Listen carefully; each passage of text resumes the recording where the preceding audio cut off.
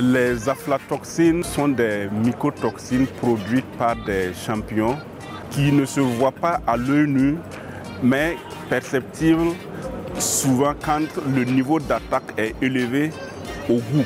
Comme ça ne se voit pas à l'œil nu, les gens n'ont pas tendance à bien percevoir la chose.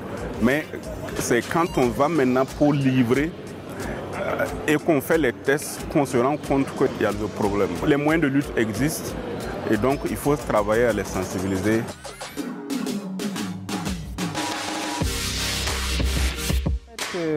Cet atelier est organisé dans le but essentiel de sensibiliser et d'informer l'opinion publique et tous les acteurs intervenants dans le secteur de l'agriculture sur les dangers inhérents à la production des céréales, la production des légumineuses, la conservation et la transformation de ces produits agricoles-là, qui, s'ils ne sont pas bien conservés, si les bonnes pratiques ne sont pas suivies, on peut arriver à des situations où on a des produits, mais des produits qui sont attaqués par ces mycotoxines que sont les aflatoxines.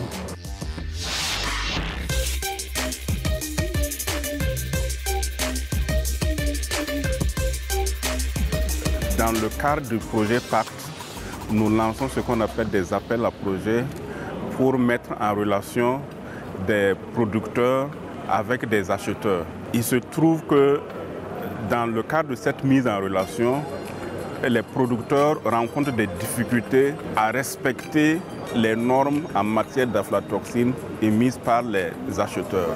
Nous nous sommes rendus compte qu'il y a une méconnaissance globale en matière de moyens de lutte contre les aflatoxines, d'où l'atelier que nous organisons.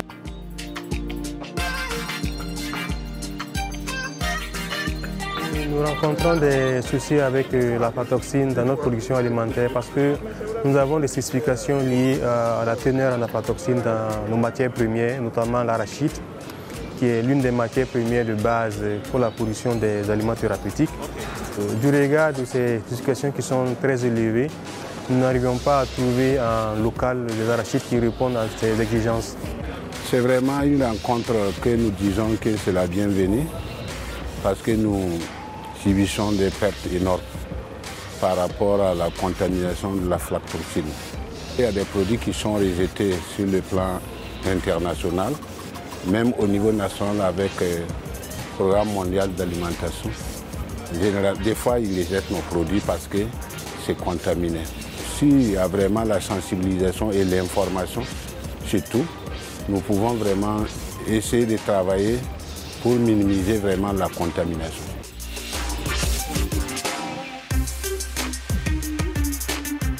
Nous avons fait venir un certain nombre de spécialistes qui travaillent depuis de longues années sur les aflatoxines et qui vont partager les résultats de leurs recherches en matière de santé, en matière de production avec les participants. L'objectif final, c'est qu'on puisse aboutir à une feuille de route qui va nous décliner l'ensemble des activités qu'on doit mener pour venir à bout, sinon réduire le phénomène des aflatoxines.